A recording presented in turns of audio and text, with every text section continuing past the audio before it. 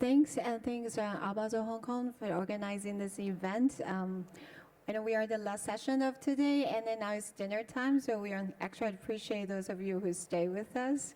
So today the topic is about alternative way of learning, education outside of the academy.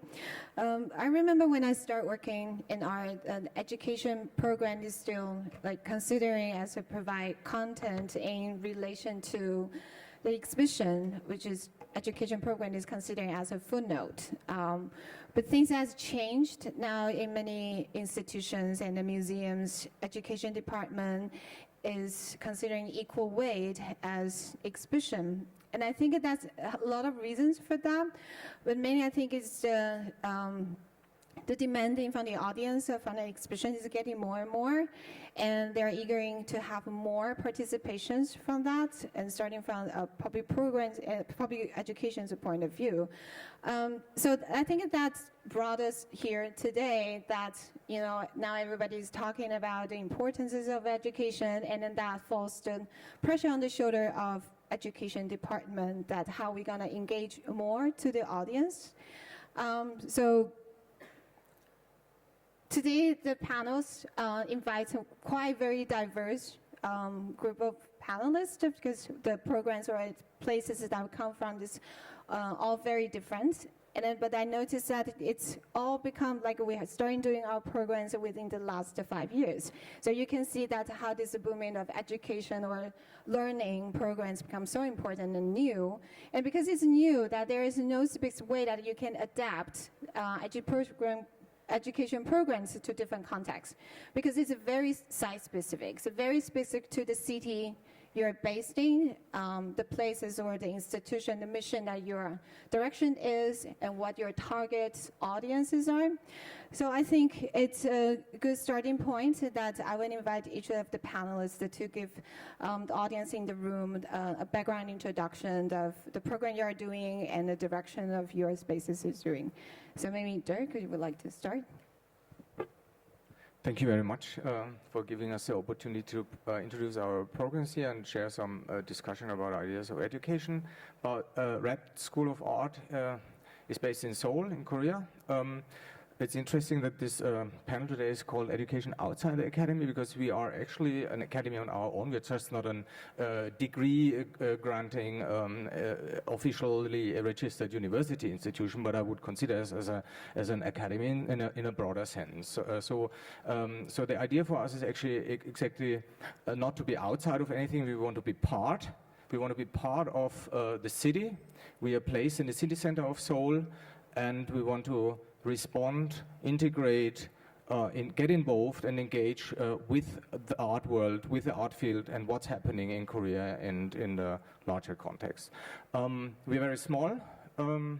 We started 2 years ago with 3 members. We call our, the people who take our program, not students, we call them members. And it's tuition-based, they pay. Unfortunately, I wish we could do it for free, but we have no funding body. There's nobody who gave us money. There's nobody who told us to start this program. We did this for several reasons that I maybe elaborate on later. First, maybe I lay out a little bit more what we are actually doing. So in the center of our program are people and talking about art. And talking with other people about art. So we actually, a lecture program is essential for us. That's what we call Red Talks. And that is a public program that we do every Saturday evening at 8 p.m. So if you ever come to Seoul, please join us and meet us. It's a meeting platform also.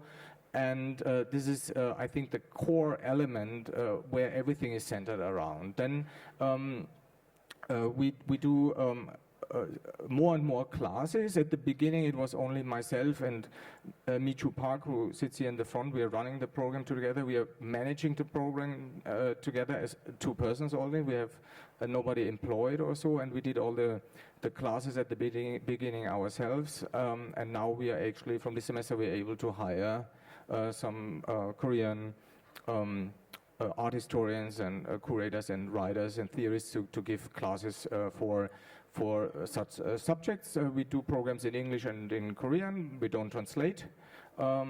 So yeah, then we have a little space. We can accommodate like that amount of people that are here tonight, like 30, 40 people maybe at a maximum. We don't want to be bigger. We like to keep a small scale somehow because we want that people meet each other and can recognize each other, not only a frontal situation like here. It is much more integrative. We don't have this separation or kind of stage character where there are actors in the front. Of course, there is a topic in the center, but the Q&A often takes longer than the presentation of the invited person in our public program. So all is very much oriented towards a community group and how every individual responds to that.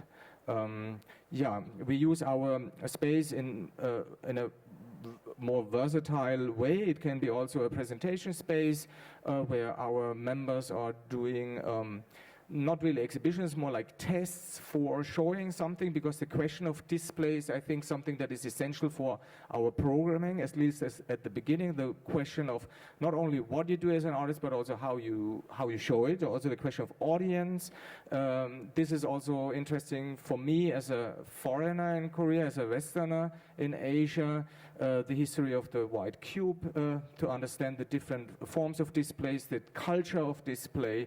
These are questions that are essential for us, but we don't program our curriculum. We respond to these questions. So there's always a chance to interact or get back to such issues, but more from other angles. So it is our program is kind of patchwork, but there are certain lines of thought, certain interests that we revisit in our program. I think it. Yeah, because I think I read the topic they said is outside of the academy. I think you're trying to build a system. It's an academy school, private school format, but you're trying to find something that's outside of the official system. So I think this is the alternative way of learning, which falls into the cabinet. I think it would be interesting to follow up with Professor Huang that you are doing in Shenzhen with the Guangzhou Huangbian station. So maybe Professor Huang, you would like to tell us more. Yeah, the reason we set up Huangbian station because in year 2012, I left my original job from Guangzhou Academy of Art, and then the Times Museum offered me a place to run an education program. But our program is very different from the public education program. I want to do it more like a research base, through education, through research. The reason is I find after 10 years in the Art Academy, teaching in the Art Academy, I find most of the students is lack of ability of research or conceptualizing their artwork. So we're based on this idea. And we also, every year we take about 10 members. We don't call their students because these members are young artists who already graduate from Art Academy within 5 years, I would say. Including postgraduates. So for me, they have to kind of re-educate, restart again, because the way they learn in the Art Academy in most of the school in China, it cannot really relate to contemporary art practice. So we have a free space which about 60 square meters. And also we have 200,000 yuan per year to run the program, which is financed by the Times Museum. So in this way, most of people will say we are very lucky because we have free space, we have money to run. And the only thing, we run our program very free. The Times Museum have not any control of our program. And the only thing, when I found this place when I talked to the director of the museum, say, I would like the member to get involved with the seminars or discussion after each exhibition. So normally we were like, ideally, we were 2 months before the exhibition, we will prepare for the text, and we will have discussion about what the art is doing. Because this also, I was concerned about, like during the Guangzhou Triennial, many art students went there, but they cannot really understand the context of the art. So that's my program. But the photo you saw before, actually, that was two different places. One was before 2012, when I was teaching in Guangzhou Academy. I was basically, I'm running an individual studio. I'm in charge of an individual studio within the painting department. So the head of department really trusts me and say, you can run this program. You don't need to according to the teaching code of the academy. So I run this space, which maybe we can see the photo. It's a different, that is about 300 square meters big, the studio. That was the university building, within the university building. But after 10 years, I think the main reason I left the university because probably they think I'm too radical. So also this related to political reason in China as well. So they kind of, yeah. Yeah, so both Professor Huang and Dirk to talk about the importance of to discuss art to generate a discussion. This is either in a different platform, and I think Prateek at the gallery, and then it's incredible that you've been doing this Curator's Hub for over several years. Would you like to introduce? Sure. Thank you for having me here amongst this amazing panel. Actually, the image right on the screen right now is excerpts from our Curator's Hub. This is a kind of panel of curators we invite every year to the gallery to talk about their practices, about curatorial practices. And it involves a certain intensive discussion about kind of deeply diving back into exhibition making that may not have been visited. That's how the gallery, that's an installation image from a show, but that's how the gallery looks when it's empty. So anyway, coming back to why we did it and what the Curator's Hub is, I just wanted to start on introducing the program. So, in India, we are a country of 1.2 billion people, but we have no contemporary art museum that is publicly funded. So no space for contemporary art for the whole year. That's shocking and astonishing by itself. So we call ourselves even a developed country to an extent, but there is no focus on, there we have institutes of science and management and space missions, etc., but nothing for contemporary art. There's a lot of historical material, and this is where the crux of the core of what the Curator's Hub is. So 7 or 8 years ago, when we saw these amazing exhibitions, and we met all these curators who were visiting India, and we were seeing all of these exhibitions outside India, and we were talking amongst ourselves, that me and my wife, we run the program together, and discussed why should we not have some kind of an interaction with curators, amongst curators, and even common younger artists or other people, to discuss why we do what we do, and why do curators do what they do. And that was a simple reason to begin the program. The topic has a line which says innovation, which becomes the seed for, it is what innovations you have in learning. I think innovation comes from a certain amount of necessity, and that necessity needed us to do something which is beyond the commercials of a gallery. And in India, I think it's a country of multiple meanings and multiple objectives. There is need for economic growth. There's also equal need for education and knowledge. And the objective of the Curators Hub is to build knowledge capital.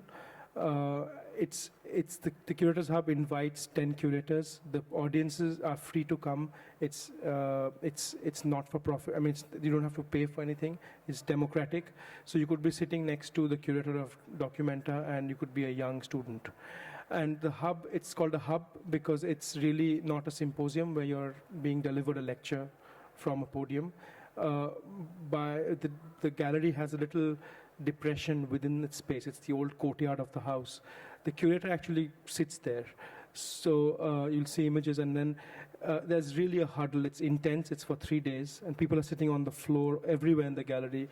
And it's really a one-on-one. That's a panel discussion at the end of the day. We have it. What has happened is with the Curators Hub, it started as a simple idea, but it kind of touched upon a very strong nerve of need to discuss this. So it's become something that draws people from all over the world, really. It's a small space, but it's a very intense space. When people come out of it out of 3 days, they're like, there's so much information happening. So I think it comes from the need of not being able to have a platform. So that's what the Curators Hub is. It's once a year in July for 3 days on the last weekend of July. Yeah. Thank you. I think now it comes to Melissa, we have completely quite different approaches in the positions, because Tycoon, soon to be open, will serve a very different mission and expectation from the local audiences. Your program will be very, very specific for the publics. So because it hasn't opened yet, would you like to explain to the audience what that program you're aiming for? Sure. I mean, first of all, I think maybe I can just introduce a little bit about what we will be. So we haven't officially opened yet, but as you can see in the slide, when we get back to my slides, basically what we are going to be an art center that is located in the middle of Central, and it is what it was Central Police Station, as well as 2 Supreme Courts, as well as a prison, and the entire compound will be converted into an art and heritage center. We have 2 new buildings designed by Herzog and de Marin, and so you can see here the photo that is coming up, what the compound looks like, and the 2 new buildings behind. And one of the buildings will be housing our contemporary art space, which you can see the renderings, which will be 3 floors and then a heritage floor that's connected to it. First and third floor will be our exhibitions. Second floor will be our artist book library. And we're hoping, as part of our educational program, to feature Hong Kong's first artist book library, which is using the book as an art object. We have large ambitions for when we eventually open, and I mean, my role is education and public programs, and a lot of that is can often be combined together, or there's a kind of very integration between the two. We think of ourselves as, in a way, not arbiters of taste, but in a way, we hope to be almost like a creative home for the public. We are hoping to be part of the neighborhood, and that's really a large part of what we hope to do. We've always been a part of the neighborhood since we were decommissioned in 2006, and we hope to continue that kind of relationship. So a lot of what I've been doing before we eventually open is meeting with different community groups, and meeting with not just artists, but also different social community groups, hoping to build these diverse networks before we eventually open. And I think also what's important is that the way that we think of, or the way that I'm thinking of programming is, we think about programming for a very diverse public audience.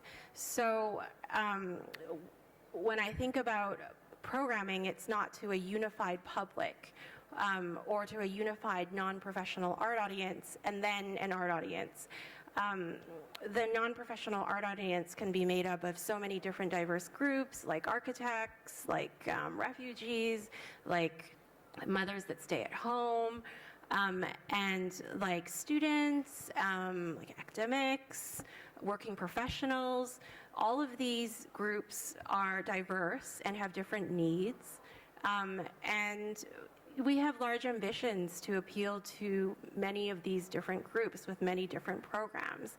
And we really hope that that can happen for us, because a large part of our mission is being able to build these kind of audiences and build a kind of larger art audience in Hong Kong. I think what's really missing in Hong Kong is a large contemporary art institution.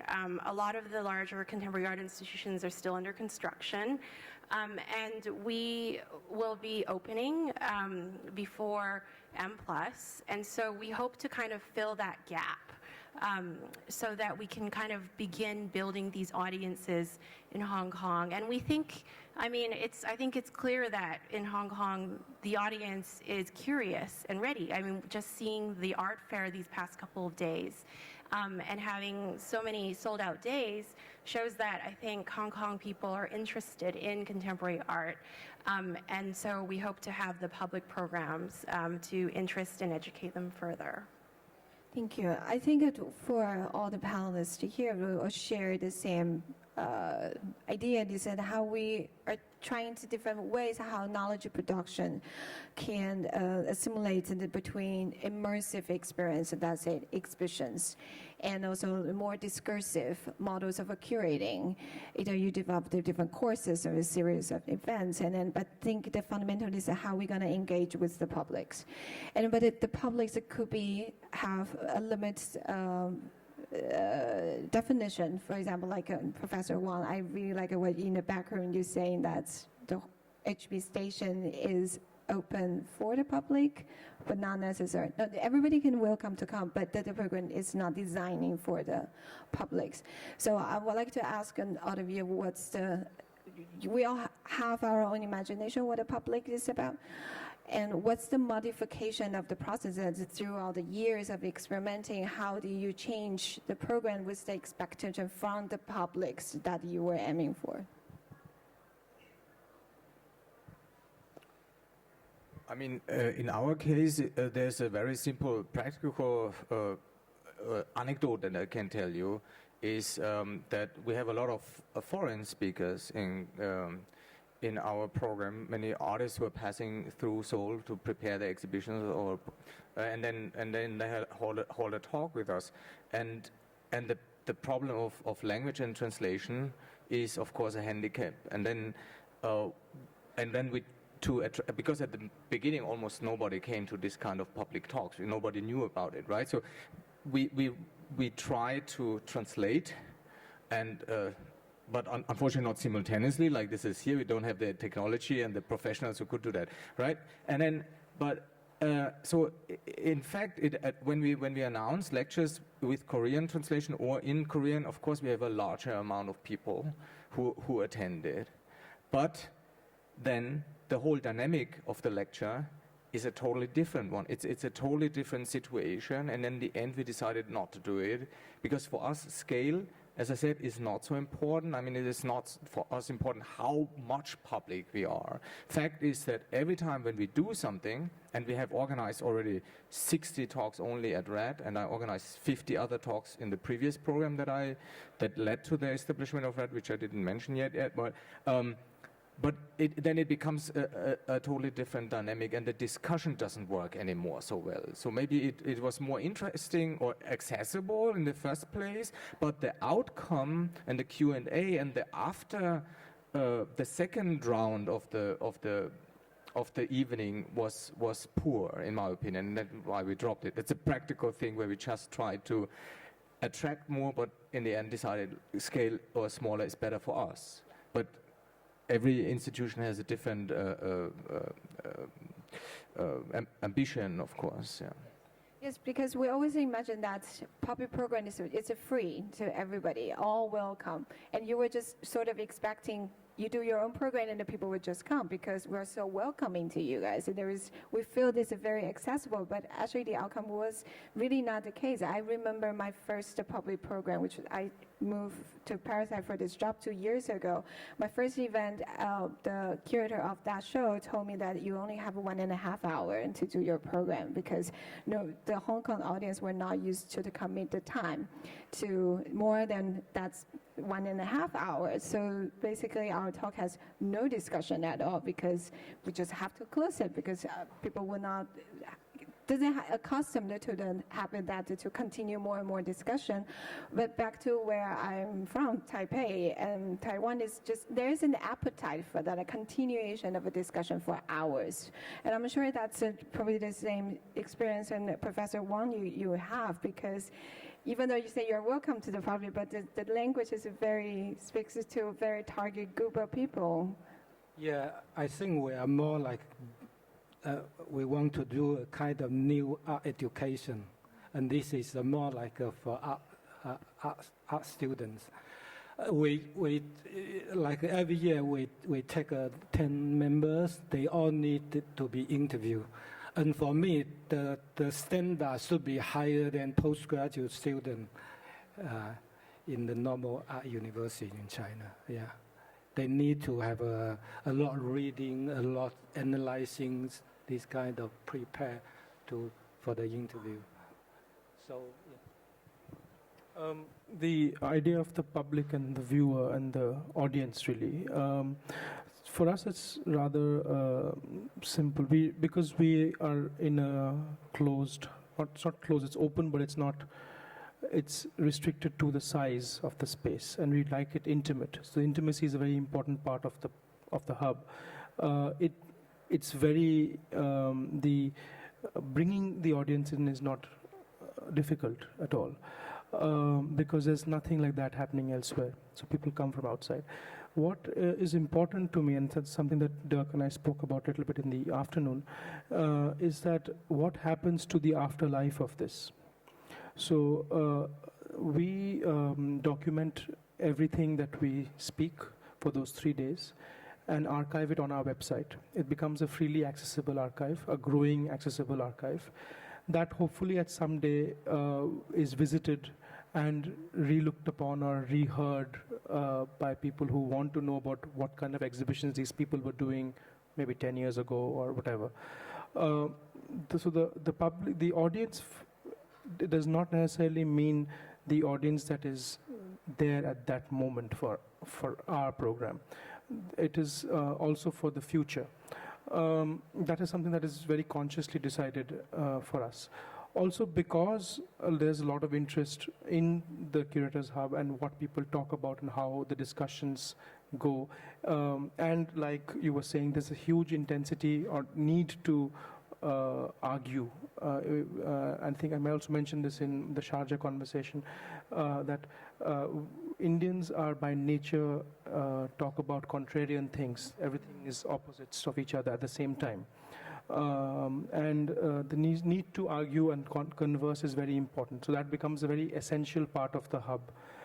So the question answers in our program has equal weightage in time as the presentation has. So there is a two-way dialogue instead of a one-way or a educative, just like one thing. The last thing is that we realized over time that there are a lot of people who would want to come but can't make it because it's Calcutta, it's the east of India, and people can't come for those 3 days. So 2-3 years ago, we started streaming it live, and the first year was okay, and the second year we had to increase our bandwidth to accommodate people from all over the world. So we can see at a certain point in time that there are X number of people logging in from different places, and it's quite astonishing. People from Colombia and Cuba and Europe and Tasmania, and so it's quite. It's the audience is there. If one needs, it has to be reached out in the right way, I guess. Yeah, I mean, I think for me, I think what's really important in building an audience is being engaging. And I feel for you, Freya, when you say that at the beginning, when you first do public programs, you have this kind of disconnection where you want to have larger discussions or longer, or like for me, I come from a university background where I taught at Chinese University for 8 years, and when I moved here and began teaching university students, what was very different for me was the lack of question and answer at the end often, where often Hong Kong students are not really encouraged to speak up. And so that's very different from where I come from in North America. And so it took me a long time, 5-6 years, to understand how differently I needed to teach in order to kind of create and cultivate discussion. And I think it's a learning process, not just for the people that we want to invite in and teach about art, but also it's a learning process for us to figure out what would make them more engaged, or what would be more interesting, or would be a kind of programming that would be exciting for our Hong Kong and larger audience. So in order for us to engage, we have to be engaging ourselves. And so I think that that's a very strong and important thing that me and my team, we always try to remember as we begin thinking about the types of programming. And I think part of it is through kind of very formalized forms of learning and interpretation that we're planning. So formalized forms being like tours and publications related to different audiences, but also kind of informal learning processes, which are really, I think, just as important and are even in many ways more marvelous, where you have these kind of self-organized reading groups or discussions, which we can also kind of keep up for and cultivate. All of this, I think, is part of creating a kind of public imagination that we can foster. Maybe that falls from my next question, is that, to think about the growing participation of the public. And so nowadays we're confronting now this changes of social media. And so I would like to ask you guys, if you think that the increase of this technology of social media, would that change the way how we share education or curatorial language to the public, or how does it affect the way you rethink of the programs that you're doing? I mean, for me, for Red, I think we don't make much other use of social media than pure PR to show everybody that we are existing, because we are so small, right? And this is our little window to make people aware of what we're doing. But the documentation, archival part at Red is almost non-existent. First of all, because we don't want to get too it can make you very busy. It's a lot of work. And we have more the philosophy that we think, rather than, I mean, you do something once a year and it's a big thing, right? And you want to keep it, and it has a value that you try to keep. But I think the value of our program is in the rotation, because we have something tomorrow on Saturday, and we have next Saturday also something. And so we have this choice and ongoing momentum that we are busy keeping going, rather than pressing the button of video recorders and re-editing and then all of this post-production we just couldn't handle it, and we want to keep it as simple as possible. And it's for the moment, and it's about the situation of people being together, and the intimacy with the audience. And we are very radical in that way, right? Because when we take a photo, it's just really purely to show people we are existing, but not necessarily to show the quality of the program. The quality is in the moment, in our case. But we coexist, right? Because there are other programs anyway who do this much better. I mean, we will use your archive, right, at RED. That's what we do in our, there are so many great institutions who do this. I think it's extremely important that has evolved so much in the past 10 years. That wonderful archives are existing, and a place like RED can only exist because of those work that is done and shared by other institutions, because we could never afford a library.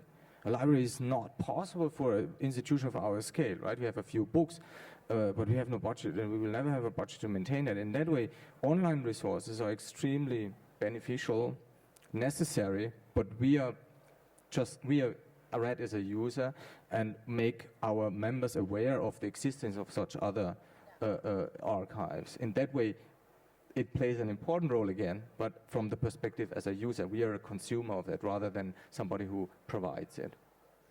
I think this is the weight of how social media functions nowadays is not just of promotion, or it's a dissemination, how you can attract more audiences, but because like WeChat plays a fundamental role in most of the Chinese content, you can have the whole discussion only take place on WeChat, which is, it's not just about the promotion, that's the way you engage more audience, which Professor Huang, you would like to share. I think WeChat in one hand is a good, but in the other hand, you can say it's really a disaster. Because many times my students always want to talk to me through WeChat. I say I cannot do that for serious question discussion, It's just about information.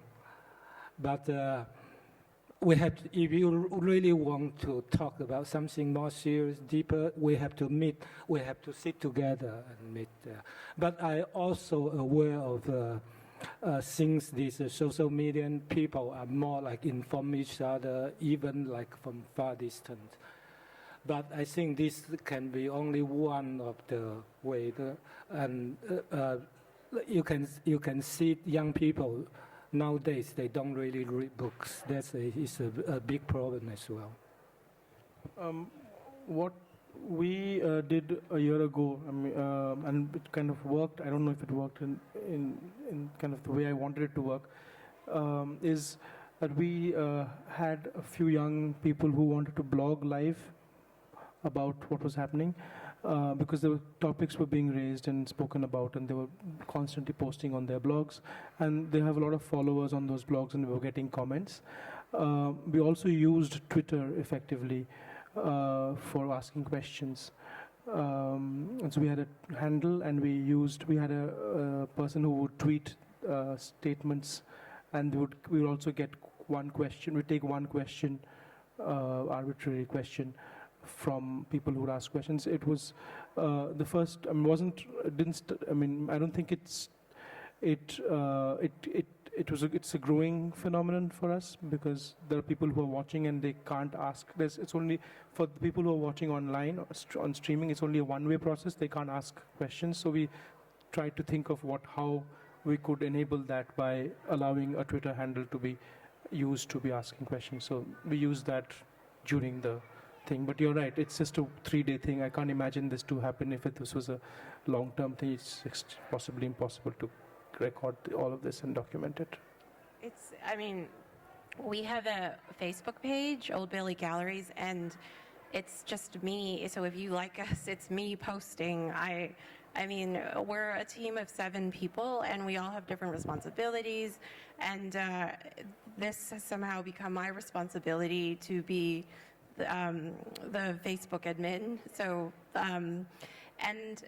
we're slowly doing things like introducing an artist book of the week and featuring different Hong Kong artists locally.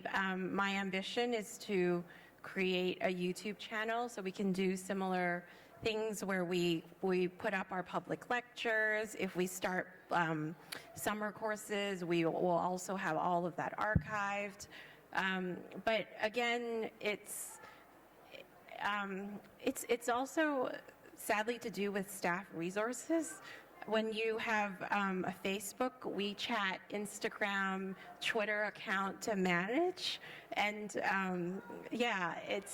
we always talk about wanting to hire some intern who loves all of this kind of imaginary intern who just wants to do all of it and who's so plugged in. That's what we do, because I'm kind of too old for doing all this simultaneously. Yeah, exactly. So, yeah.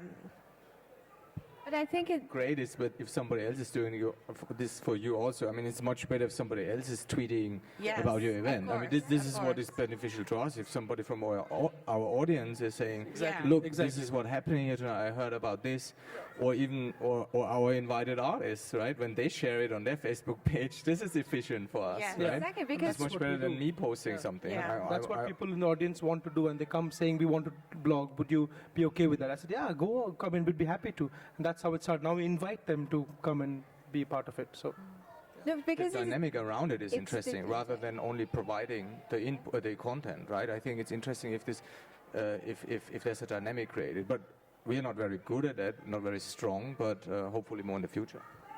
And today is great for us, you know. Red gets a lot of PR today, like here, you know. This is much more than we ever could create ourselves. Exactly, because 10 years ago we were doing the same thing, just a different media. 10 years ago we were probably printing leaflets, you know, go to the street and then sending it to people. It's just nowadays the technology changes, but it's still with the same goal. You want people to come and see the programs that you are doing, and you want to have more of the participation. Speaking of participation, so we really like to engage with the audience. That's what we're doing. So I wondered if anybody in the room would like to ask some questions. We still have a lot of time.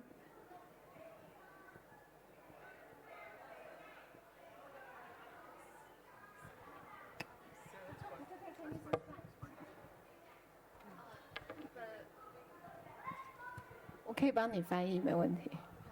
谢谢，我是来自广州的。I'm from 然 Guangzhou, 后我是读音乐 and 的。 I study 然后我现 music. 在呢，就是 So 毕业之 basically, 后就做了 after 一个音乐教 graduation, 育的 I 一个这样的 become 一 a 个项目。 music.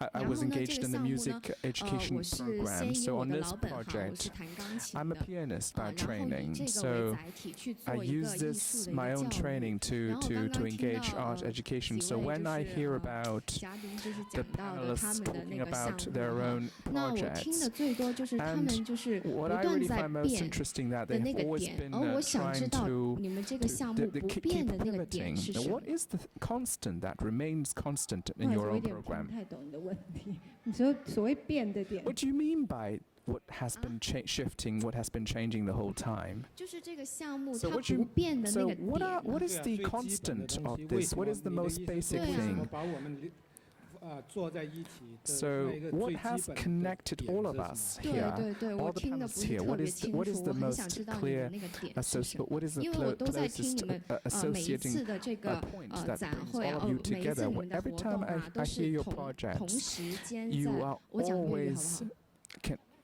可以啊，讲普通话可以。嗯 can ，OK 就是 So 每一次他们的那种 every 活动 time all 啊， the 都是 all 会 the 以 projects 现场临 are 场的这 alive. 种点来去爆 So 发，互相之间去 basically 讨论。但是我想知道 discussions，happen 就是在 in 他 real 们做了 time. 这么 So 久 when 的 you 这个时间段里面， so in these 他们那个不变的东西是什 in 么 these 呢？因为我 periods 做 that 我 you've 的 been 艺术 working on 教 your 育项目的 projects, 时候 what are，the 音乐教育，我 constant 想要给小孩子一个什 driving 么样的 force? 教 So 育？ for example, 一 when 定 I 是要有一个 talk 不 about 变的 music 东西， education, there 而 are 变的可能 things 是 that 我 shouldn't 每 be 次跟他上 changed. 课， Maybe 每 it 次给 is 他做培训的 every 时候， time I 那就 train 会有 them, 很多不 I 一样 have 的点爆发出来 different。就是说 points 方 that 法会不 burst 停 out. 地在改变，但是 So 形式在变， methods 对 and 然 forms 后那个中 constantly 心的点，就 change, 是 but there 中 are 心思想是 there 什 are 么嘛？你 things like 想 the 问的是 core 这 that 个。 doesn't change. 也 What 是一 is 种 the 理 core 念 that 吧，就是不变的一 or 种 for 东西。所以你想问是我 value. 们在台上这 So 些 you're 人每一个人 trying 的 to 中 say 心的理念是 What 什么 is the 吗？ core value for your 共享的理 project? 念，你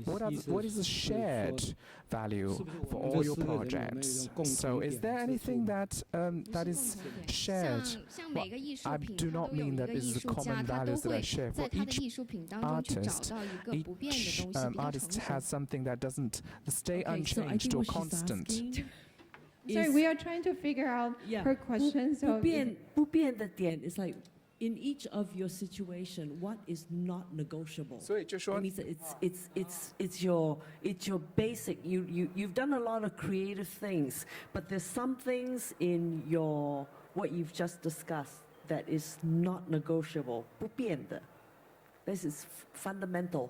是不是？我记得我们下午在 think 来之 when 前 I 开会有谈 came 到 here, 一 we 个，就是 talked 因为他 about 说 um, 他做这个项目 when 很 we were 主要的 working on 原 these 因是跟 projects, one 政 of the 治有 main 关 things is 系。那我 because 想 of 问一下， politics. So I 他 would 因为 like to 我觉 know, 得我也可能是因为这个关 because 系，那 I 我 am 想知道 also 他指的是政治，因为 I 每 want 个 to 国家 know 的 whether 语境都不一样，它的政治理由 because 都不一样。 each political situation of a 也许 of a country is 是一个 different. 不变。 So 另外一 maybe 个 it's something 我 that 觉得很 remains 重要的就 constant. 是一 Another 个 thing is 独 that 立性，因为我们在 about 做这种， independence. 因为你知道，比如说中国 So 的语境 you 里 know, 面 in 所有 the 的大学 Chinese 都 context, 是 universities are run by the 它没有任 government. 没有任何 You 独 do 立 not 的 have 大学 these 真正 independent 意义上的 academia 独立，你知道， in the 都 real 是 sense. 都是党的。 It all belongs to the 所以 party. 这个 So, 语境可能 so 跟 this 印度 context 跟那个 differs 韩 greatly 国 from 的 those 不 in 大一 India, 样 in 所以这个 Korea. 可能是 So 我们可以讨 perhaps 论一 this 下 is what we can discuss. 我就是我们尝试想做一个能够一个 autonomy， So 一 we 个自 want 治 to have a sort of an 一个 autonomy. 地方可以吃。对大众的这样的一个。对我来说，比 Yes, 如说 for 黄 me, 边站来说，我觉得很多朋友问我说， People 国 always 内很多 ask 朋友 me. 说，你们现在你们做的这 So 种 you're, 是不是那 what, 个 what, 社 the kind 会 of 实 things you're 践 working on, is it social social practice engagement？ or social 我说我们 engagement? 这 I 个 said 不一定 no, 说你要 not necessarily. 跑到街 It's not 上 like 去 you 照 go 顾 onto 老 the 人 streets 才 and 是 to take 才 care 是 of 社会实 old 践。 senior 每一个 citizens. It's 船 not 边站的 social 成员， practice 他 per 如果 se. 能够一起来 So 讨论、来 if a 实践 community can be, 民主、 all the members can be brought together, 来 can 自我 practice 建构， democracy 这个就 to 是一种 to 社会实 construct 践，然后 themselves, 再 and 由 this 他 is 们扩 itself a 散到 social 他们 practice, 的 and then they can 他们的项目 spread 里 this 面跟他观众的关 practice 系， to 这 the 是我理解 audience, and this is how I see 社 it. 会实践。 This is how I understand it. 其他人可能理解 Other 不一定 people, 跟 I 我 have 一 no 样。 idea if they have the same idea. Maybe you have your own. I'm quite interested in why when you say the reason you set up your program because the political reason. So I'm very interested to hear about that. I think the decision of deciding to do something, the act itself is a political act. To not act is also a political act. The reason we started it was a lack of support from the government or public institutions, but that doesn't mean private institutions can't do it. So we are in a position of privilege. Like we have the access to all these people like all of you, and my city where I'm from whom I'm doing this program, does not. And it's my responsibility to bring that to the city. So knowledge capital, building knowledge, capital on its own is quite relentless. It will keep banging at your door till you don't let it in. And you then let it in, then it will consume everything that is there. But the only way to control capital in a sensible manner is to do it with knowledge. And that is the core of what we do. Even at the gallery, it's not about making a sale. It's about placing a work. It's about trying to find it a home. It's different from, okay, I made this much of a sale.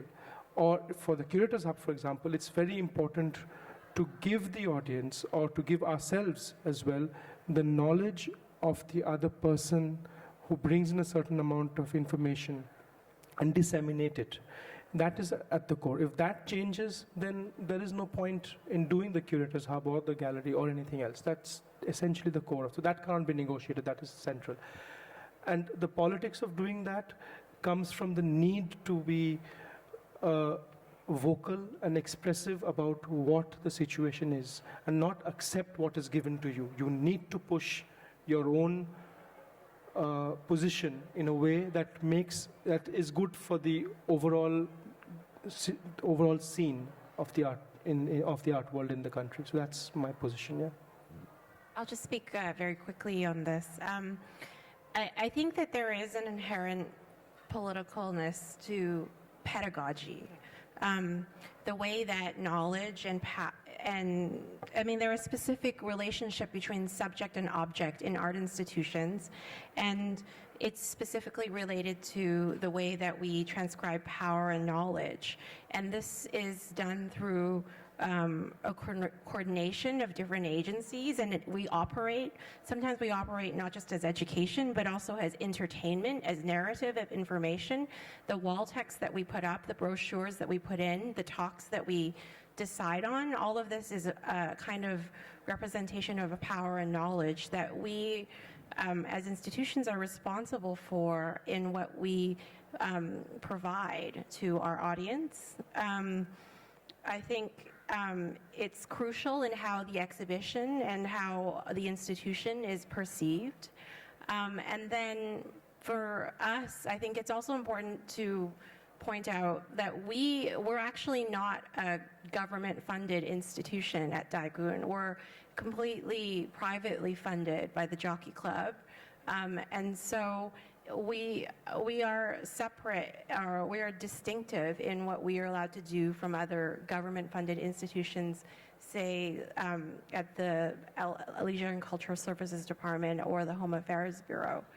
And so in that way, I think we distinguish ourselves and the way that we hope to do our pedagogy. Yeah, speaking for RED, I can give you some very concrete examples of picking up also on the introduction that I gave at the beginning when I was talking about cultures of display and how we revisit this from different angles. I want to say that like this question of institutional critique, for example, or post-colonial discourse is something that is constantly in the discussions coming up. It is a part of what we are doing, but it is not at the core of what we are doing. So I would like to suggest also to separate constant elements and core elements in our case, right? So this is constant, but it's not the core. And I would never, we don't even mention it on our website or anywhere that these are important questions for us. But when you come and discuss with us, you will find out how relevant this is as a question, among others. And then, so this is about constancy, and this can be many things that are constant. I'll just give you these two examples. But then on the contrary, what I find at the core, and something that is not negotiable, and I think which is fundamental for what you're doing at RED, is the question of emancipation, and the question of how hierarchies are renegotiated and how a school or a place like a school, like an academy, can work differently or suggest other structures. We're not really different, but it's more like, and this is something that you cannot teach. How to find your role is something that this is an individual process, a personal process, and this is at the core of what we're doing, but it is something that doesn't have constantly. It's not like 2 years you take our program, you start at 0, and then at the end you're fully emancipated, right? This goes up and down. Every situation, every discussion has a different kind of role-finding hierarchy and so on. And this is, I think, this is for us what is at the center at RED is a question. It's the question of emancipation. Nobody knows how that really works, right? But Guangzhou wrote a whole book about the ignorant schoolmaster, where this is suggested as a driving element of a learning process, and we are working with that, but we don't know how it functions. We have time. Okay, we have time for one last question. Thank you. Thanks for every speaker's sharing. So I heard beautiful laughters from the kids, so my question is about kids. But I used to do a lot of, several work or much work in curating and exhibitions, but now I'm also finding love in kids education and audience and education of course, varies. My question is that also due to my experience in in the center I used to work, I found when you want to develop a program about kids on educating or communicating them about contemporary art, it's pretty easy method to invite the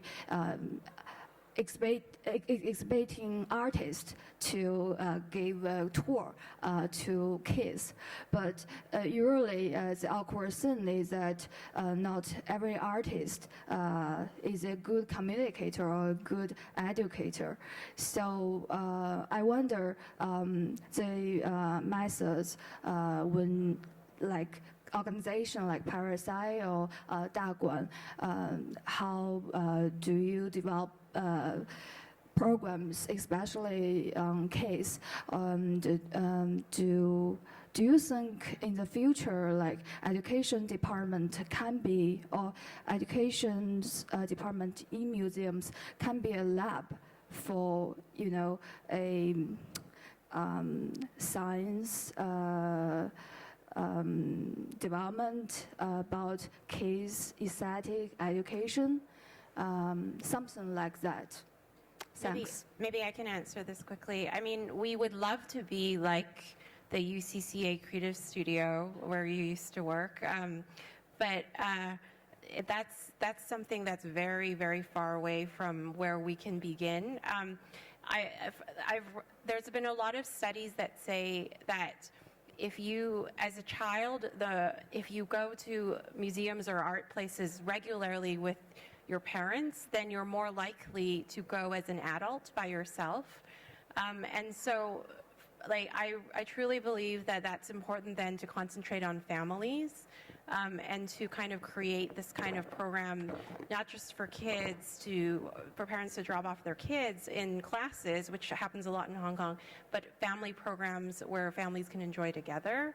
And then in terms of kids' education, I mean, we are new and we are learning how to be a good institution and to do good public programs.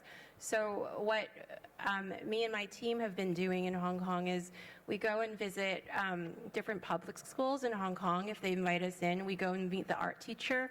We show them the draft teaching guide that we came up with for our first exhibition. We ask for their input. They give us input. They tell us what we should change, what they like. We change again. We've met with about 14 schools so far. We're happy to meet with more. We go everywhere as long as they want to talk to us. And we just kind of hope to learn in that way so that we can be better at teaching. Oh, okay. I think for Parasite, the kids, I don't know what kids in the age you were mentioning was like the different range of it, but for Parasite, because I'm not an educator, we start from the very beginning. We know that we are in an art institution. We work with artists too. We do exhibition and then publication and all of this. So we provide this platform for inviting teachers who are the real educators. They can use our platform, use our resources, and to deliver what they are doing the best. And so I think that's a different approaches is what we are doing. I think. Are we running too much of the time? Okay. So I think, thanks so much for the panelists today. It's really amazing to be able to share different experiences with all of you. And thanks all of you to staying so late with us. Thanks so much. Thank you.